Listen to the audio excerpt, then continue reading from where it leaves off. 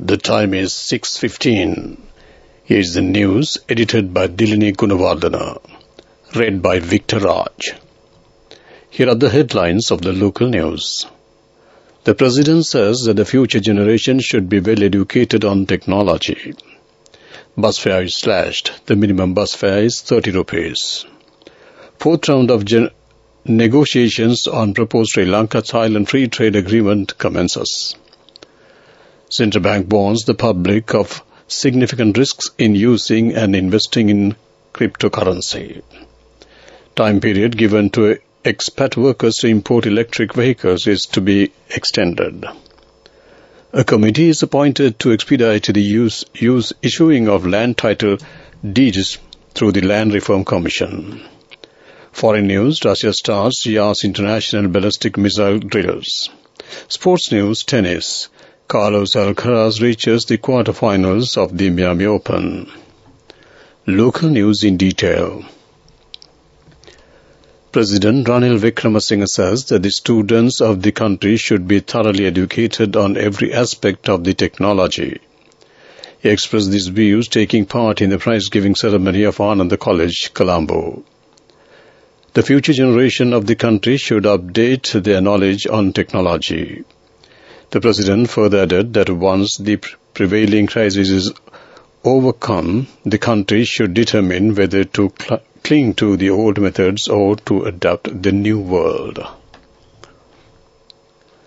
The fourth round of negotiations on the proposed Sri Lanka-Thailand free trade agreement was held in Colombo from 27th to 29th March 2023. This initiative aligns with the President's vision of enhancing economic relations with large and emerging economies, with the particular focus on ASEAN countries. On March 26, a 35-member Thai delegation led by the Thai Director General of the Department of Trade Negotiations arrived in Sri Lanka for the fourth round of talks. Along with their focus on trade negotiations, the delegation also strengthened the long-standing religious and cultural ties between the two countries by offering over 500 alms bowls to Gangarama Temple on the same day. The National Trade Negotiations team representing Sri Lanka at the talks was led by Mr. K.J. Veerasinghe, the Chief Negotiator of the Presidential Secretariat. The Central Bank, in light of the recent public inquiries and the developments observed in cryptocurrencies, has reiterated the significant risks associated with investing in digital currencies. Although crypto trading is widely promoted by certain entities as a profitable investment, the central bank said the recent complaints it received have shown that the members of the public have incurred heavy losses on their crypto investments. The central bank added in certain instances people were subject to financial scams conducted through the crypto-related schemes. The central bank previously cautioned the general public of cryptocurrency-related scams in 2018, 2021 and 2022, highlighting the significant financial, operational, legal and security risks as well as the customer protection concerns posed to the users of the cryptocurrency. This news comes to you from the Sri Lanka Broadcasting Corporation. Continue with more local news. Minister Manusha Nanakara says that the time period given to Sri Lankan expatriate workers to import electric vehicles based on their foreign remittances will be extended to the end of August 2023. The migrant workers were previously allowed to import electric vehicles from May 2022 to December 31st of 2022. While participating in an event organized by the Oval Automobile Institute, Minister Nanakara also revealed plans to provide electric vehicle import licenses to other people who bring in dollars to the country on a private basis. He said the government, in a bid to increase the country's depleted forex reserves, took measures to provide benefits to migrant workers when the country fell into an abyss last year due to the economic crisis.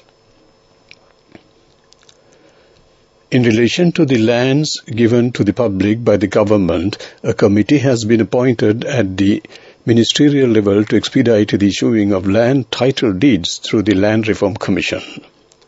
This committee has been appointed at the Ministerial Consultative Committee on Tourism and Land Affairs held in Parliament on the 22nd March under the chairpersonship of Tourism and Land Minister Harin Fernando. The members of Parliament brought to the attention of the Minister that the Land Reform Commission is delaying the issuing of title deeds for the distributed lands. The Minister appointed this committee to take appropriate measures to resolve these issues. The Minister said that the President expects to complete the work of providing the land title deeds that have not been issued so far, and the committee would meet and take a decision on the land title deeds that have been completed. That ends local news. The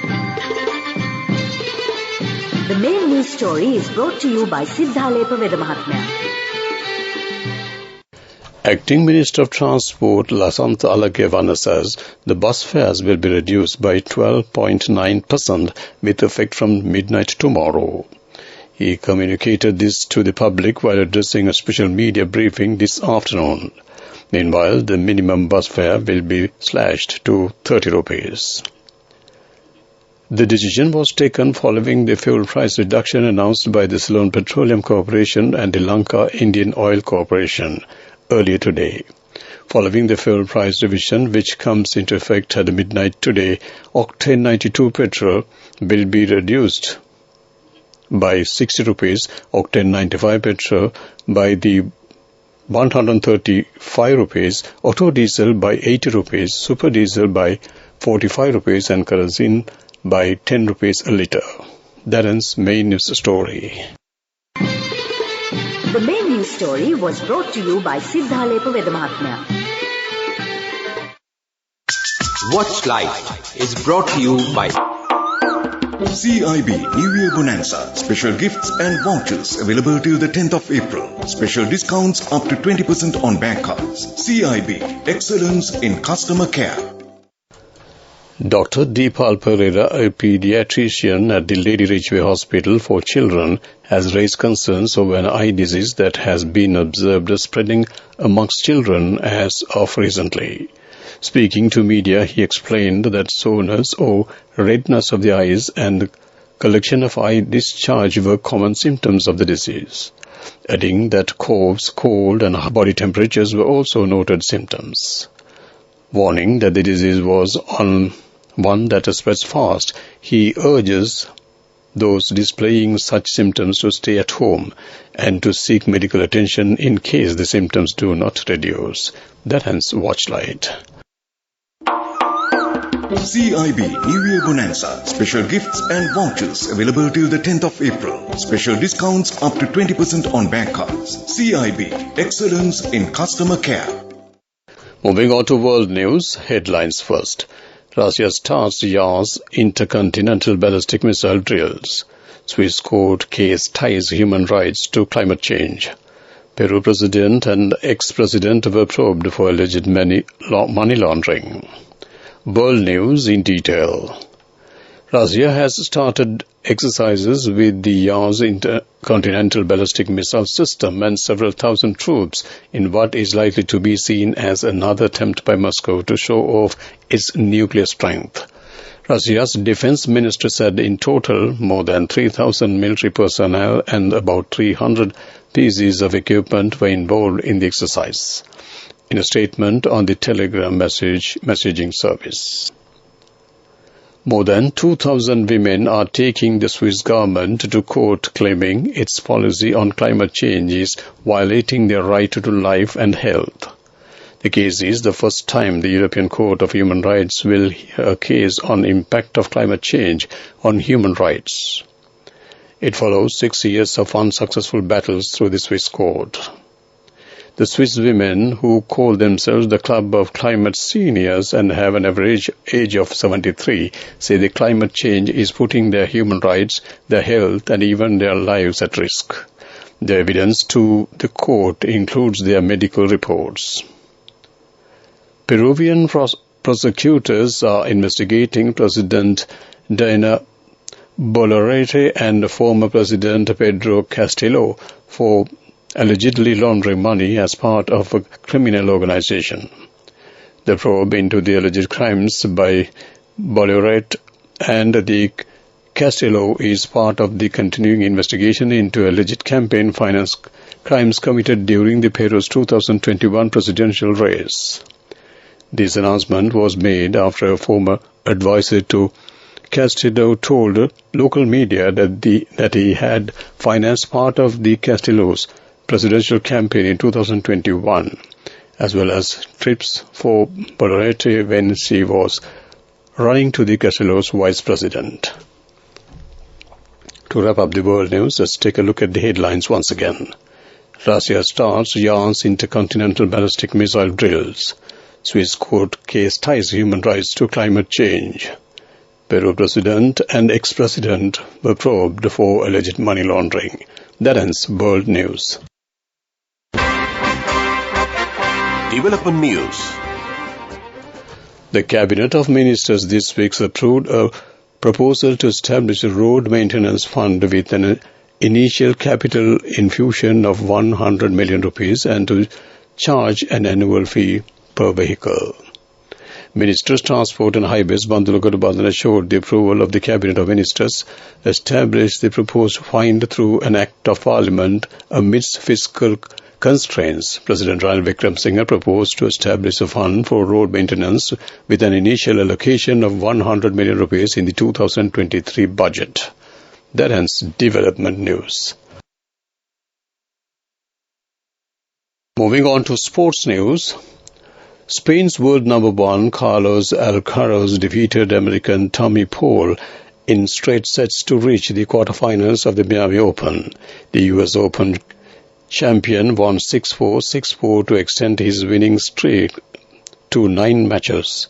Alcaraz must retain the Miami title in order to stay top of the ATP rankings.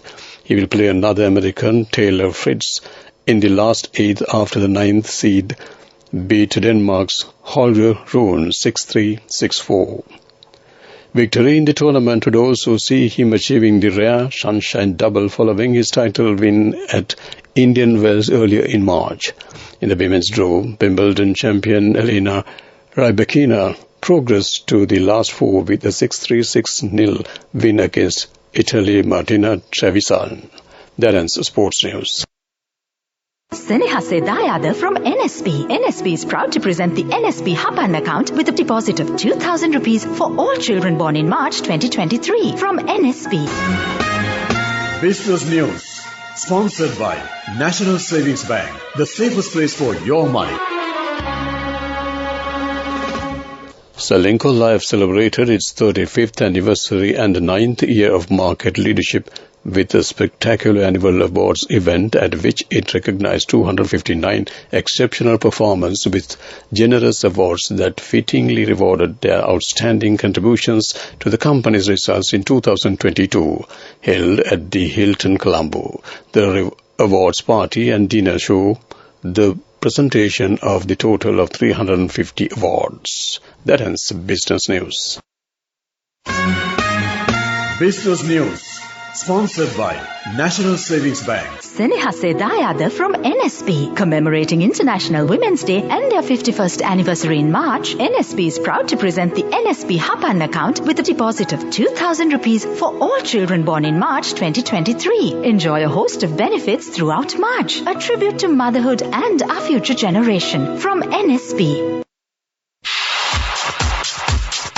Economic news, courtesy of LONC Finance is taking the power of innovation to the next level, winning 5 golds at the Technovation Awards 2022, leading the digital revolution with cutting-edge interbanking digital payments. LONC Finance claims the overall gold award whilst also claiming an extraordinary victory in digital banking.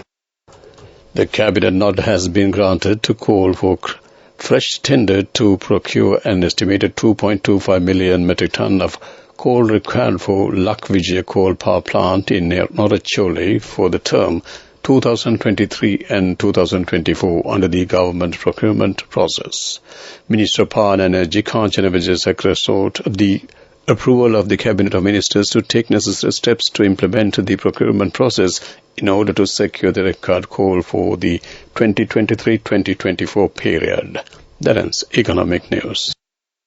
LOLC Finance is taking the power of innovation to the next level, winning 5 golds at the Technovation Awards 2022, leading the digital revolution with cutting-edge interbanking digital payments. LOLC Finance claims the overall gold award whilst also claiming an extraordinary victory in digital banking. LOLC Finance will continue to innovate with the next generation digitalization of financial services, delivering a superior customer experience.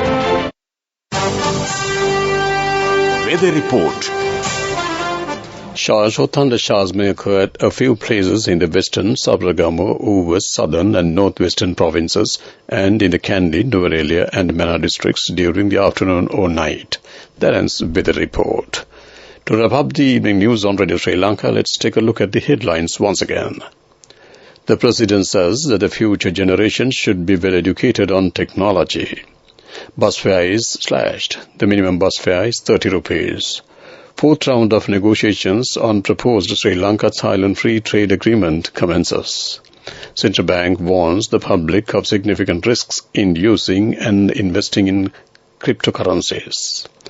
Time period given to expat workers to import electric vehicles is to be extended. A committee is appointed to expedite the issuing of land title deeds through the Land Reform Commission. Foreign news, Russia starts Yas intercontinental ballistic missile drills.